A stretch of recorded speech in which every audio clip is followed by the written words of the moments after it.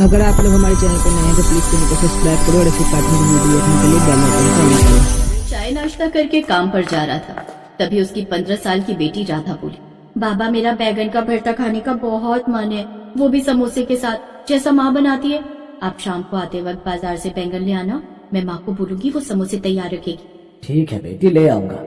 अरे राजू, ये क्या तू हर वक्त ये बैट बॉल लेकर खेलता रहता है? चल जा अंदर पढ़ाई कर अब। फिर मदन काम पर चला जाता है। शाम को मदन काम से लौटा तो बाजार से बैंगन लेकर आ गया। ले संगीता, आज ये भरता बना दे।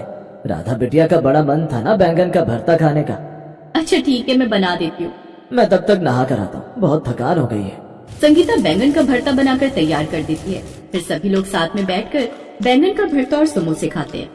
वाह माँ, आप तो सचमुच बड़ा ही मजेदार बैंगन का भरता बनाती हो। और इन समोसों के साथ और भी ज्यादा मजा आता है। हाँ हाँ जानती हूँ, मेरी माँ भी यही कहती थी, बैंगन के भरते के साथ समोसे का कितना बढ़िया स्वाद होता है, ये उन्होंने ही मुझे सिखाया था। माँ मुझे तो और चाहिए। हाँ हाँ ले ले, अभी और भी है। संगीता सच में खाना बड़ा ही लाजवाब बनाती थी, और खासकर बैंगन का भरता, वो भी समोसे के साथ। संगीता ने भी अपनी माँ से ही बैंगन का भरता और समोसे बनाने सीखे थे। ऐसे दिन गुजरते हैं, सब ठीक ठाक चल रहा था। लेकिन एक रोज उनकी खुशियों को किसी की नजर लग गई, जब एक शाम मदन अपने काम से घर लौट रहा था। लेकिन सड़क पार करते वक्त एक ट्रक उसे टक्कर मारकर चला जाता है, जिससे उसके एक पैर में चोट लग जाती है और अब वो लंगड़ा कर चलता है, जिससे अब वो मजदूरी का काम भी ऐसे ही लंगड़ा कर करता, जिस कारण वो कई बार सामान गिरा भी देता, जिससे उसके मालिक को उसका काम पसंद नहीं आता और वो उसे काम से निकाल देता है। साहब, मुझे काम से मत निकालिए, मैं अच्छे से अपना काम करूंगा। घर पर मेरी बेटी जवान है, बेटे और उसकी दोनों की पढ़ाई का खर्चा है, फिर कुछ साल बाद बेटिया की शादी भी करनी है। ये मगरमच्छ के आंसू मेरे सामने मत बहा, समझा? और बेटी की शादी की इतनी चिंता थी तो पहले से पैसे जोड़ कर रखता ना। तेरी वजह से मैं अपना नुकसान क्यों करूँगा? अब जा यहाँ से, तुझ जैसे लंगड़े को कोई ना कोई तो भीख दे ही देगा। साहब, मेरी परेशानी समझिए, मुझे मत निकालिए। यहाँ ना निकल यहाँ से। मदन की अब नौकरी चली गई और अब वो घर पर बैठ गया। घर में जो थोड़ी सी बचत थी वो भी धीरे धीरे खत्म होने लगी। कुछ समय बाद नौबत यहाँ तक आ गई कि अब उनको नमक के साथ रोटी खानी पड़ रही। माँ, ये क्या हर वक्त नमक रोटी या चटनी रोटी खानी पड़ती है? पहले के दिन भी क्या थे जब तुम समोसा, बैंगन का भरता ये सब बनाती थी? तुम जानते हो न बच्चों, बाबा की नौकरी चली गई है और अब उनके पास कोई काम नहीं है। मैं कितना मजबूर बाप हूँ जो अपने बच्चों को अच्छा खाना और अच्छी शिक्षा भी नहीं दे सकता। मैंने सोचा था बच्चों को अच्छा पढ़ाऊंगा लिखाऊंगा ताकि वो हम दोनों की तरह गरीब ना रहे। आप परेशान मत होइए जी, मैं हूँ ना, मैं कुछ न कुछ करके घर संभालूं। उस दिन आपको कुछ हुआ नहीं, आप सही सलामत है, यही हमारे लिए काफी है। और दुर्गा माँ पर भरोसा रखिए, वो सब ठीक कर देंगी। अब संगीता हर जगह काम की तलाश करती है, लेकिन उसे भी कहीं काम नहीं मिलता। वो दुर्गा माँ की बड़ी भक्त थी, वो उन पर बड़ा विश्वास करती थी। वो सुबह शाम उनकी पूजा करती थी। हे देवी माँ, मेरा परिवार कष्ट में है, हमें इस कष्ट से बाहर निकालो माँ। एक तो इनकी हालत खराब है, ऊपर से मुझे भी कहीं काम नहीं मिल रहा, मेरे बच्चे ठीक से खाना भी नहीं खा पा रहे। हम पर अपनी कृपा करो माँ, मुझे कहीं कुछ काम दिला दो ताकि इस घर का गुजारा चल सके। अगले दिन संगीता फिर काम की तलाश में चली गई। अब उसे जमींदार के खेतों में काम मिल गया और दिहाड़ी के तौर पर उसे दिन के 200 रुपए मिलने लगे। अब वो सुबह जल्दी घर का काम खत्म कर खेत पर काम करने चली जाती। काम करते हुए उसे 2 महीने बीत गए, लेकिन एक रोज। संगीता, ये ले अपने दिहाड़ी के पैसे, और कल से काम पर आने की जरूरत नहीं है। लेकिन आप ऐसा क्यों कर रहे हैं मालिक?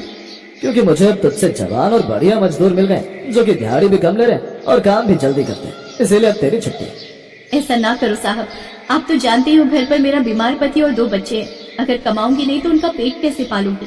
तो मैंने क्या तुझे और तेरे परिवार को पालने का ठेका ले रखा है? चल अब जा यहाँ से। संगीता को काम करते हुए 2 महीने ही हुए थे और उसका ये काम भी छूट गया। बड़ी मुश्किल से काम मिला था, लेकिन अब वो भी नहीं रहा। हे दुर्गा माँ, हमें इस मुसीबत से बाहर निकाल माँ।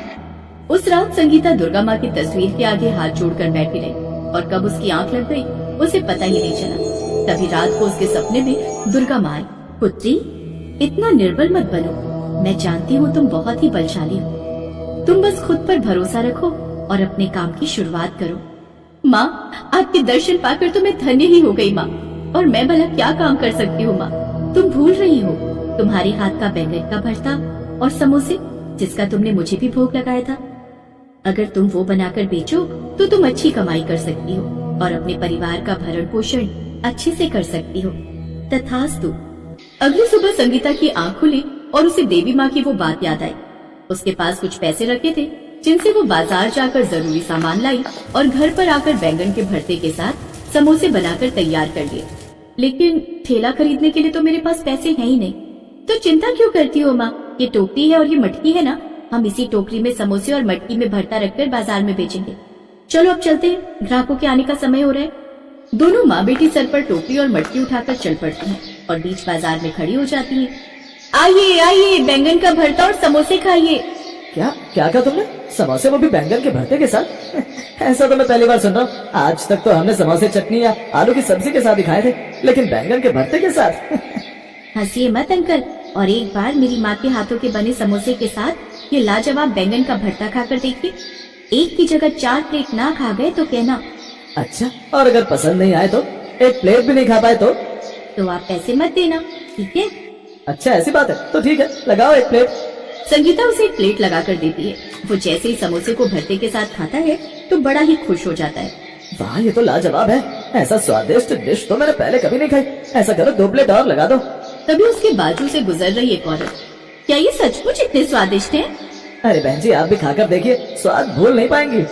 इसी तरह अब और भी ग्राहक उनके पास आने लगते हैं। कुछ ही देर में उनके बनाए हुए सब बैंगन के भरते और समोसे बिक जाते हैं। उस दिन की कमाई देख दोनों माँ बेटी बड़ी खुश होती हैं।